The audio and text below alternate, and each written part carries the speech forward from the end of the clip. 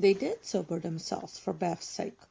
Laurie dug a grave under the ferns in the grove. Little Pip was laid in with many tears by his tender-hearted mistress, and covered with moss, while a wreath of violets and chickweed was hung on a stone which bore his epitaph, composed by Jo while she struggled with the dinner. Here lies Pip March, who died the 7th of June, loved and lamented sore, and not forgotten soon. At the conclusion of the ceremonies, Beth retired to her room, overcome with emotion and laughter. But there was no place of repose, for the beds were not made, and she found her grief much assuaged by beating up pillows and putting things in order. Meg helped Jo clear away the remains of the feast, which took half the afternoon, and left them so tired that they agreed to be contented with tea and toast for supper. Laurie took Amy to drive, which was a deed of charity, for the sour cream seemed to have had a bad effect upon her temper. Mrs. March came home to find the 3 older girls hard at work in the middle of the afternoon, and a glance at the closet gave her an idea of the success of one part of the experiment. Before the housewives could rest, several people called, and there was a scramble to get ready to see them. Then tea must be got, errands done, and 1 or 2 necessary bits of sewing neglected till the last minute. As twilight fell, dewy and still, one by one they gathered in the porch, where the June roses were budding beautifully, and each groaned or sighed as she sat down as if tired or troubled.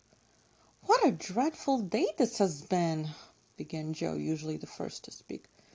"It had seemed shorter than usual, but so uncomfortable," said Meg. "Not a bit like home," added Amy. "It can't seem so without Marmee and little Pip," sighed Beth, glancing with full eyes at the empty cage above her head. "Here's Mother, dear, and you shall have another bird tomorrow if you want it." As she spoke, Mrs. March came and took her place among them, looking as if her holiday had not been much pleasanter than theirs. "Are you satisfied with your experiment, girls, or do you want another week of it?" she asked, as Beth nestled up to her, and the rest turned toward her with brightening faces, as flowers turn toward the sun. "I don't!" cried Jo decidedly. "Nor I!" echoed the others. "You think, then, it is better to have a few duties and live a little for others, do you?" Lounging and larking doesn't pay," observed Jo, shaking her head. "I'm tired of it, and mean to go to work at something right off." "Suppose you learn plain cooking. That's a useful accomplishment which no woman should be without," said Mrs. March, laughing inaudibly at the recollection of Jo's dinner party, for she had met Miss Crocker and heard her account of it. "Mother, did you go away and let everything be just to see how we'd get on?" cried Meg, who had had suspicions all day. "Yes, I wanted you to see how the comfort of all depends on each doing her share faithfully. While Hen and I did your work, you got on pretty well, though I don't think you were very happy or amiable. So I thought, as a little lesson, I would show you what happens when everyone thinks only of herself.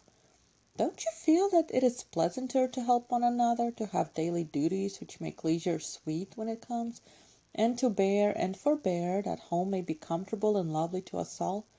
"We do, Mother, we do!" cried the girls.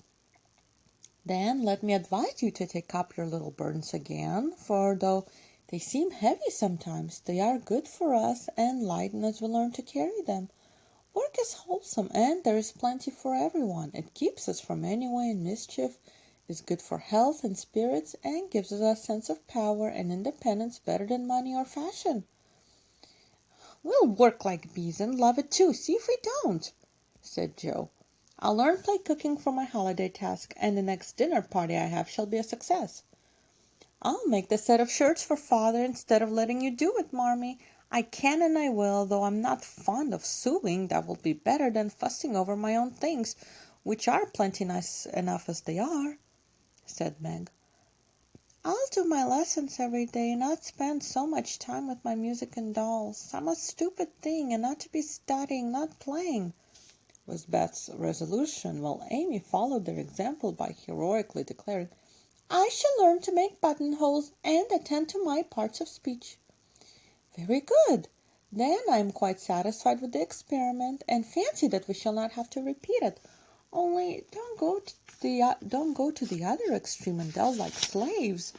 Have regular hours for work and play, make each day both useful and pleasant, and prove that you understand the worth of time by employing it well. Then youth will be delightful, old age will bring few regrets, and life will become a beautiful success in spite of poverty. We'll remember, Mother. And they did.